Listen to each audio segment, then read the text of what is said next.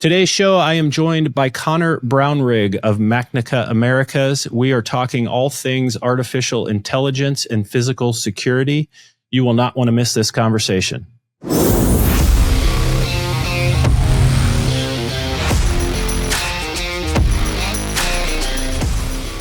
Connor, appreciate you coming on the show. Great to be here. Thanks for having me. Well, we've got a lot to talk about, mostly around technology and physical security. And I want to hear a little bit about your background. But as we were chatting earlier, you shared with me that you started as a security officer in the industry. Probably a good place to start. Let me tell us a little bit about how you came up in the security industry. I have a similar story, starting as a security officer and kind of blending into the technology side. So it speaks to me. But thanks again for being here. I'd love to hear a little bit more about your background. Yeah, happy to share it. I started as a security officer when I was 18 years old, fresh out of high school. And I decided to take a year off between high school and going to college. Got a security job. I did not think I would be doing it for very long, but I did it for 5 years. I did it the whole way through school. Did night shifts, did day shifts, weekends, the whole thing, going from site to site, some permanent postings, fairly quiet, mostly government building type places. But, it was a great job. It was a great step in my career. I met many interesting people, and it definitely has shaped the way I approach facing the public, talking to people. I do believe, as security officers, so much of it is public service, customer service, and helping people out. Now that I've transitioned to the security technology side of things, I always look back on the challenges that I faced as a security officer and how technology can help security officers do their work better, help security management, help their teams, and so on. So it's been a very interesting journey for me. No, well said. And I think that brings up a good point that is top of mind now as we're seeing all this technology and talks of AI and how that's, coming into the technology or the security landscape. And I was myself guilty of this at one point along the journey of, is it an either or? And I think people feel a lot that AI is coming to replace us and do different things. And I think what we're finding is that it's a very beneficial coworker, not replacement to the human element, that these things play very well together. And so I'm kind of interested in your perspective and certainly want to hear a little bit more about what you're currently doing. I know it has some heavy AI involvement with it. But from your perspective, are you seeing this type of technology replace people or augment people, or what are you seeing on your end? The first thing I tell people is that AI replaces tasks. It does not replace people. And, to get into what we're doing and maybe give an example of what that looks like, with what I'm working on now, it's with a product called Isotana AI, which is essentially for real-time video monitoring. AI can analyze video footage and then alert to potential incidents happening in real time. The whole idea being that, and I know this because I've done this, monitoring camera feeds, especially if you're talking dozens or even hundreds of feeds, it's simply not possible for a human being to do that for very long. I know IPVM did some data and some research about it 10 years ago or so, and it was actually found that in something like 20 minutes, a human operator loses 95% of their concentration. I mean, right. I'm surprised it's not 99%. Right. But the whole idea being that AI can monitor cameras 24/7, but not nearly to the point where you can eliminate the need for the human operator. So what that relationship between the human side and the AI side, the technology side, is that AI can filter the 99% of video footage that is uneventful, that you don't need to see, and then only show that 1% of video footage where things are actually happening. The human operator, that human judgment does need to be involved. AI can't tell the difference between play fighting and real fighting. AI struggles to tell the difference between a gun and a cell phone in somebody's hand, so that, Right. that human level of judgment is still absolutely needed. Well, and there's a last mile there, right? I mean, in the you can have all the detection, and I totally agree with you. We want the technology to do the heavy lift, to sift through the haystack to find the needle. But at some point, we have to raise that and take action, whether that be calling the police, audio intervention, whatever. There still needs to be that, person that takes it that last mile. I heard John Mack of, he was with Imperial Capital at the time, and he moved to another company. I forget where he's at, but he was talking, and this was probably 2017-ish, and was talking about remote video monitoring. It was around the time of the MGM shooting in Las Vegas. And he brought up, we can have an analytic that can detect a human, but in a hotel setting, people are in and out of their hotel rooms constantly. But if we see, okay, this person's been in and out 10 times in the past, hour, they're carrying long bags that could be potential weapons, raise that to a human, let them, take it from there. Or they get that alert, that person in and out is the maintenance person working on the room, and they can say, okay, that is not a threat and not work on. But it's turning this into preventative measures that allow us to take action before something bad happens, when cameras have traditionally been evidentiary after the fact. So I totally agree. And tell me a little bit more about Magnica, what the company does, what your role is there, and kind of some of the AI products that you interact with. Yeah, absolutely. I'll just say that whole reactive to proactive with cameras is so key. And we'll come back to that perhaps. But with Magnica is actually a Japanese company. We're roughly 5,000 employees, and our headquarters is in Tokyo. Historically, we have been a semiconductor distributor, cybersecurity. The physical security side of the business is growing, and that's the part of the company that I'm with. We partner with several different physical security software providers. For example, Isotana AI, based in Australia. We distribute them in the Americas, in Europe, and in Asia. We're a shareholder of them as well. We also help American security companies who want to enter the Japanese market, and we give them a channel for that. What I'm doing here in the US and Canada is leading the distribution of Isotana for now, and then expanding our physical security footprint here in the US and Canada. And Isotana is a analytic overlay that sits on top of cameras that will ingest the information and then only raise what it has deemed, whatever the rule or the analytic be, that it looks and only raises that to a human once it's identified its accuracy. Very close. I mean, Isotana is an AI overlay. It can connect directly to cameras or through the video management software like Milestone or Genetec. But what makes Isotana unique from other AI companies is that it is self-learning and self-configuring. So you don't have to set those rules and parameters. It will automatically learn what time of day do we normally see people, what locations, what speeds are they moving, whether it's people, vehicles. These are often the precursors to security events. So if you see somebody at an unusual location where people are not normally found, and that person isn't wearing the cleaner's uniform, that can come up as an alert. Now, there's still a large chance that will not be escalated up to the incident level, but it's something that the human operator will then see. And so then the vast majority of video footage can be ignored, but it helps security teams to become proactive with their cameras, because now the camera will see something as it happens, not just looking back to what happened an hour ago or yesterday. Interesting. No, I think that's, because I've been watching kind of the behavioral analytics side, because to your point, traditionally video analytics have been very rule-based, right? We want to know if a person's there, or if a person or a car or a vehicle, or if somebody's crossed a line, or a loitering analytic.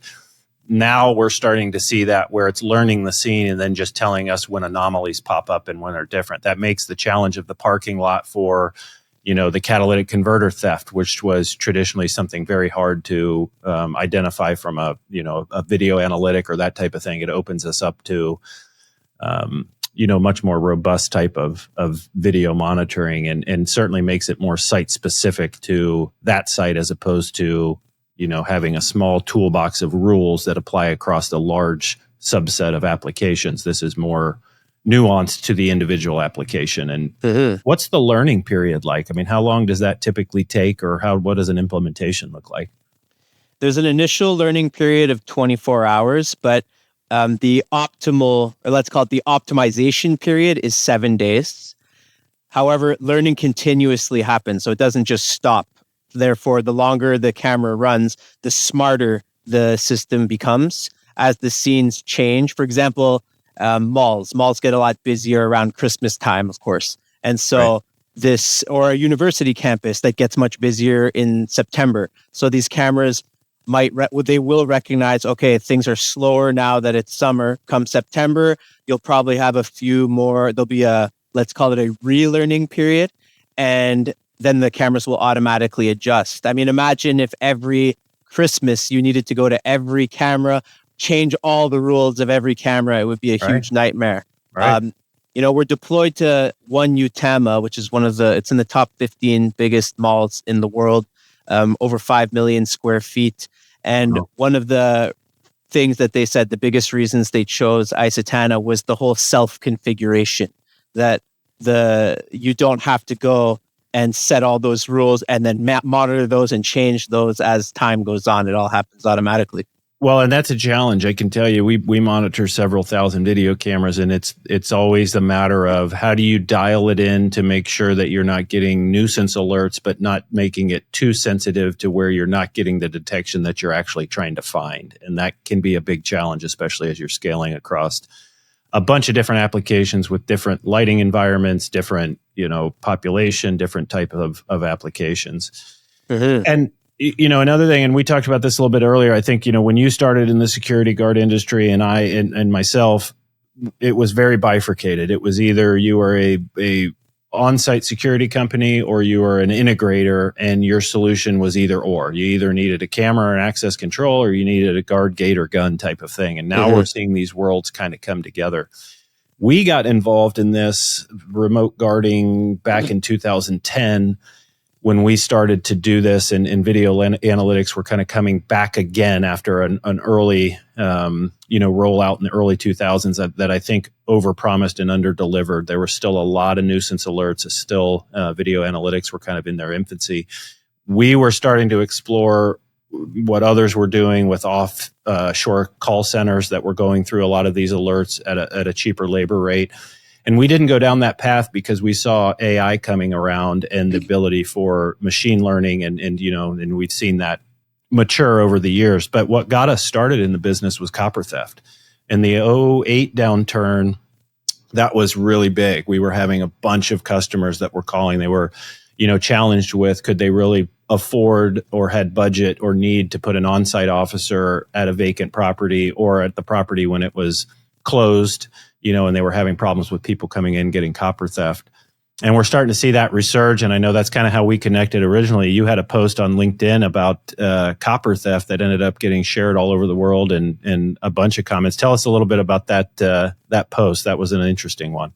Thank you. Yeah, I post a fair bit on LinkedIn, and I normally get somewhere between 1,000 and 3,000 impressions. And that post about copper theft got almost 350,000 impressions. Wow. So it definitely took me by surprise. And what surprised me as well was people from South Africa, India, Pakistan, Europe. This is really a global problem. Yeah. And it surprises me. There's so many statistics right now. In new construction, for example, something like 8 or 9% of copper is stolen. The story that I referenced in mine was a particular school in California that had about $200,000 of damage due to copper theft. The problem is the damage done so far exceeds the value of the copper that's taken. And these thieves, they'll shut down your business for a couple of $100s of copper theft. of copper. But the values of copper, as you know, are going up and up and up, and thieves are getting bolder and bolder, and it's becoming so organized. It's almost like the copper theft mafia out there, and people are recruited into these rings, these rackets, really. So it's really an astonishing thing. Well, and to your point, we've come into that a lot where, we try and educate customers on what's the cost of doing nothing, because a lot of times our phone doesn't ring until some event like that has happened. And a lot of times what we hear is, hey, they stole about $50,000 worth of copper, but they stripped it out of a machine that was shut down for 2 weeks for repairs. And that cost us, several $1 million in productivity and production because that plant was shut down for 2 weeks. And that's the real pain that we see them feel. I think of even the plumbing company that has their catalytic converter stolen off their trucks. When they realize, hey, our 20 service vehicles cannot roll that day and it's going to take a week and all of the customer fallout and rescheduling and everything else, it's usually the effects of the theft, not necessarily the theft, that are most painful for customers. And it's really tough to, get your head around that until you experience it firsthand. And that's when people usually call and say, okay, we need to do something. Absolutely. The cost of downtime, the opportunity cost, can so far exceed. And, you mentioned catalytic converter theft. What really but reduced catalytic converter theft? It was the value of the rhodium went way down. Right. And so they're no longer, it doesn't pay like it used to. Right. That's what stopped it more often than these security measures. Whereas with copper theft and the value going up and up and up, the need to be proactive is just so important. Well, we've seen some too on the copper side. They replace it with fiber lines because they say, well, we don't want to put the copper there. But the thieves come back and they rip it out only to realize that it's fiber and has no value to them. And so they've done the damage again and they don't get anything. And that didn't necessarily prevent the issue. And it's a challenge because we get it in rural areas, where it's out in the middle of nowhere and people can do that. And we have folks that'll, it's the response, that last mile piece comes up and they'll, it may be, hey, my sheriff will take 40 minutes to get to us. And that's where the audio interventions, we're seeing a lot of success with drones as a deterrent during an incident like that. And even in the populated areas, they're saying, well, our response time is degraded because of a lack of resources from, the police departments in urban areas and that type of thing. So all of this is, we talk about the layers of security and all the different pieces that go into this and need to be well thought through. But it is exciting to see these, these different pieces of technology come about just to help us, combat some of these things better. Absolutely. I do wonder how, just to give an example, there was one in Northern Ontario, these 4 guys, they cut down something like 33 power lines and they took miles of power lines. How they obviously know how to do it without getting electrocuted as well. Fortunately, these guys were caught, but often they're not. So how would you guys operate in these very remote, middle of nowhere type areas?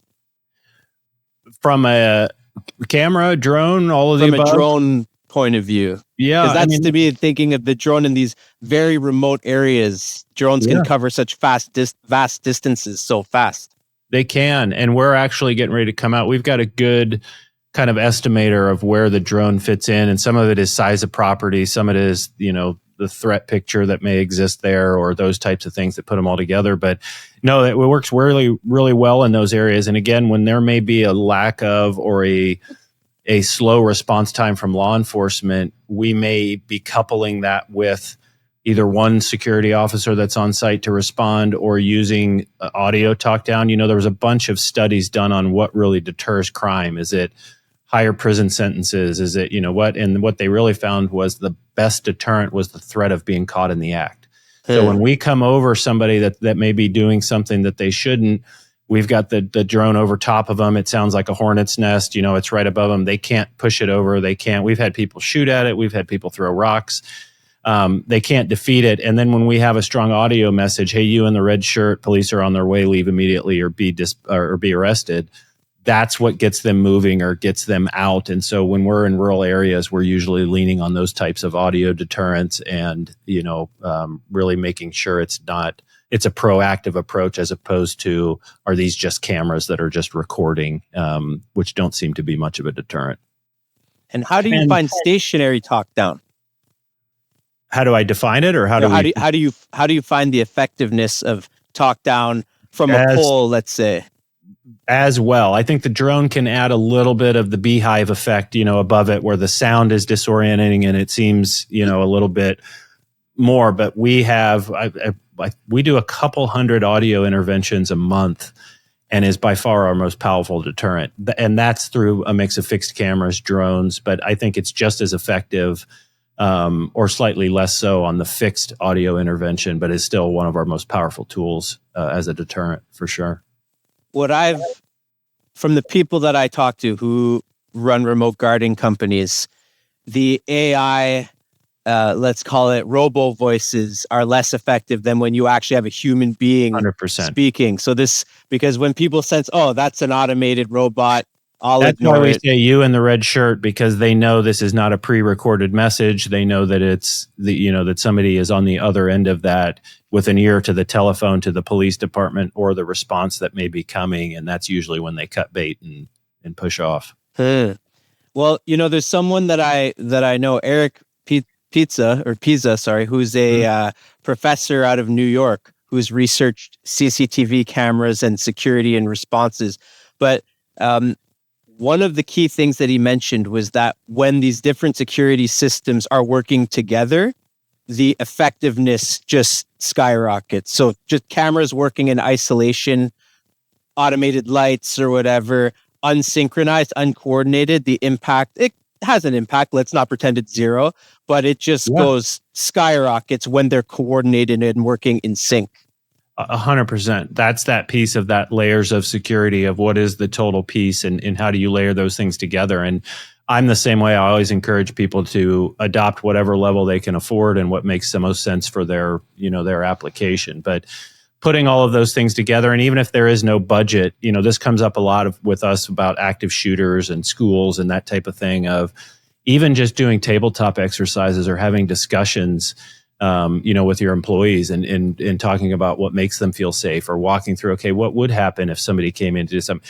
That's better than nothing. And if that's what the budget allows for, or that's what the threat picture, would allow for, those are still meaningful layers in that conversation. So I totally agree. It's a mixture of several things, not just one piece to rely on. And especially each one of those layers is a point of failure as well. What happens if the camera goes down, or the security officer response is tied up with something else? There needs to be contingencies to account for as well. Absolutely.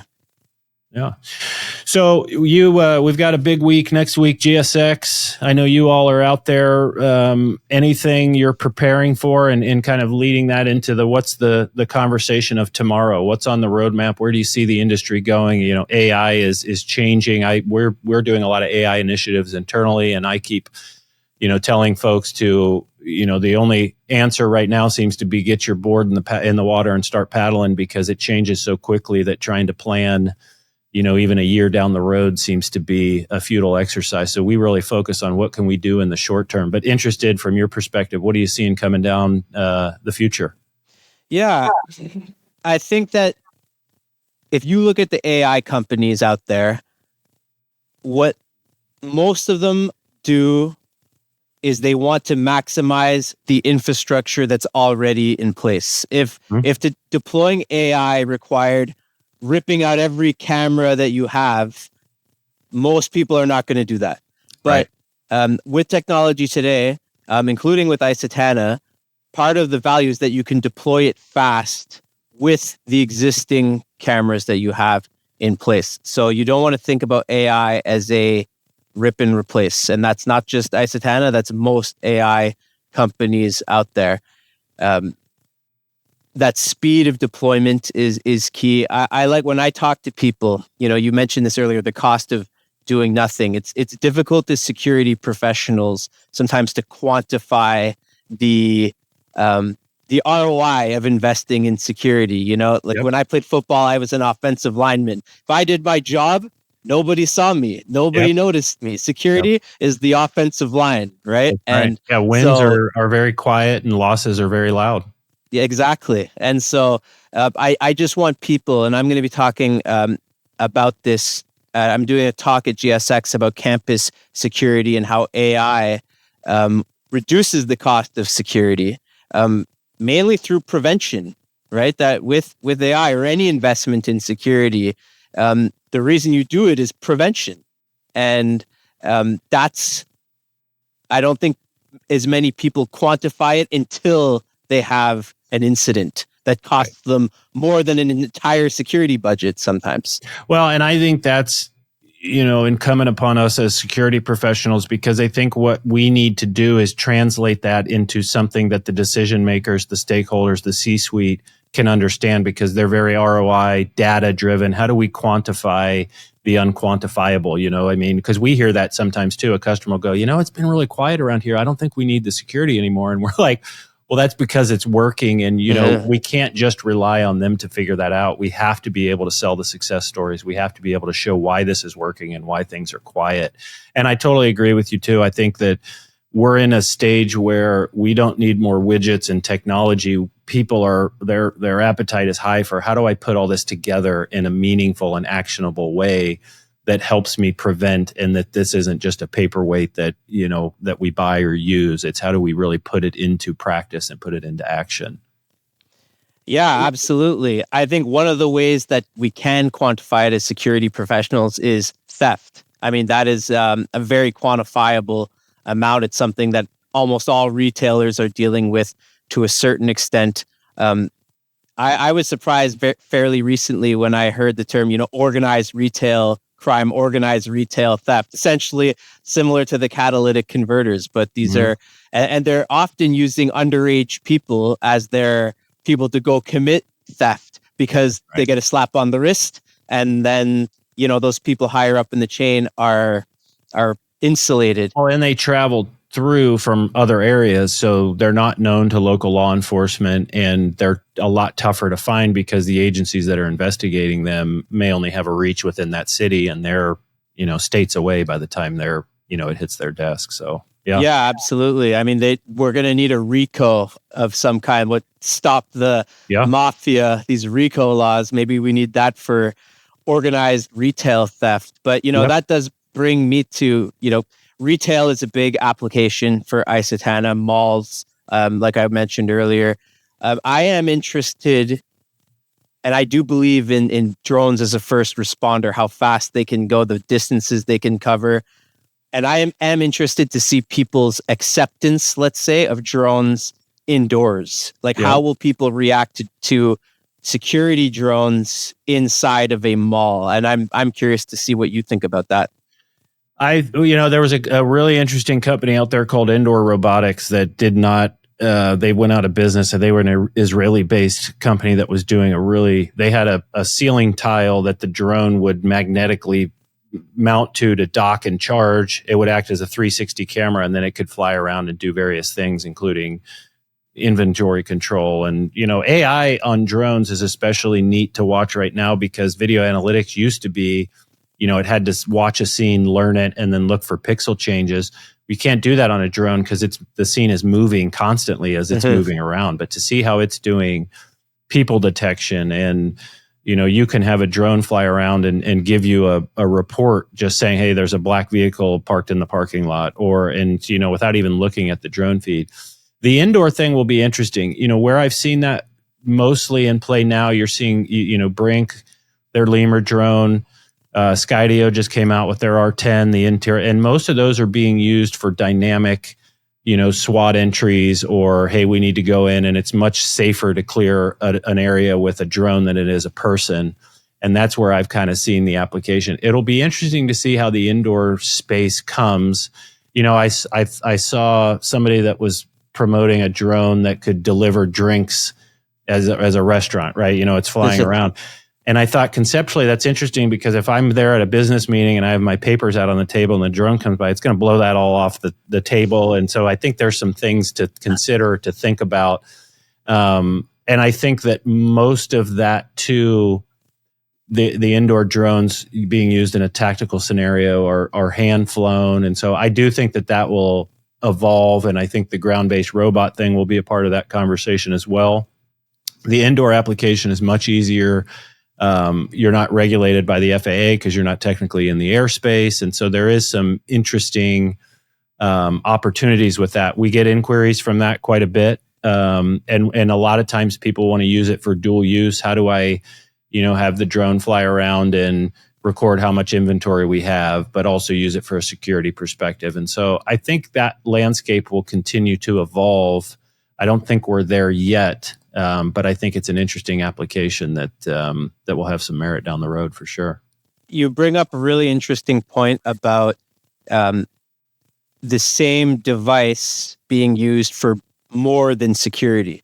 Mm-hmm. And we see that with security cameras as well, that these security cameras can do things like people counting, flow recognition. If you're in a mall, you can now know where are the busy parts of the mall, where do the rents need to go up? How can I use this as a negotiating piece? There's so much value to what security cameras can do beyond security that I do believe, and we're already seeing this, that really the whole smart building automation and security are blending together. And I believe they will one day be one and the same. Yeah, no, I mean, the drone, essentially, that's what it is. It's a flying camera. And we are seeing that construction. We do the mobile surveillance trailers, and one of our biggest verticals for that is construction. And we were finding, well, they're flying drones during the day to, figure out how much dirt they need to grade a property, or to build a map that they can follow the progress, or, project manage it remotely. And so that brings in two different budgets, right? It's not just the security budget, it's the operations budget, be able to use it for project management during the day, security at night. And so we're seeing these dual and multi-purpose uses. Property management, same thing. They want to do a roof inspection or see what the HVAC system looks like on the roof, as well as patrol the property for trespassers, that type of thing. So we are definitely seeing a lot of that dual use kind of emerge. And that's kind of what's exciting about the drone side too, is there's use cases out there that we're just still discovering, and not, there's still a lot of runway left on that for sure. Absolutely. I mean, if you look at cameras, whether they're stationary, whether they're on a drone, they were used for maybe 10% of what they could be used for. They were used to deter and to investigate after the fact. Now we're in this part, let's say this evolution where cameras are used proactively to identify and react in real time. And I do believe, the next level is this analytical piece. And so most cameras are still purely reactive. And maybe in a generation from now, people will totally have changed what they think of a camera and what it's doing. Well, we have all these different sensors that's gathering this information, and then how do you put that together? And that's where AI is really good at, taking all these different pieces of information and then organizing it and making it actionable. I think that's definitely, where we're at and where the future's going. So absolutely. No, that's great conversation for sure. We will put your LinkedIn information down in the show notes and links to that, as well as your session. This is the week before GSX. I'm not sure whether we'll get this posted up before, but dude, let us know when your session is on Monday for Campus AI Security. Yes, and it is on Monday at 1:00. 1:00 Central Time. In the school security zone. It's the first time GSX has a school security zone. But if you're interested in AI and how it can work on campus security specifically, we'd love to have you there. Awesome. And you all are exhibiting down there as well, so folks can meet you at the booth and reach out with questions as well. And see demos of the product. Yes, please come see the Magnica Isotana booth 3404. I'll be there. Love to meet you. Connor, I really appreciate you coming on. We'll do this again, and let's keep the conversation going. But definitely technology, security, that's our jam. So appreciate you coming on. It's been great. Thanks for having me. Appreciate it.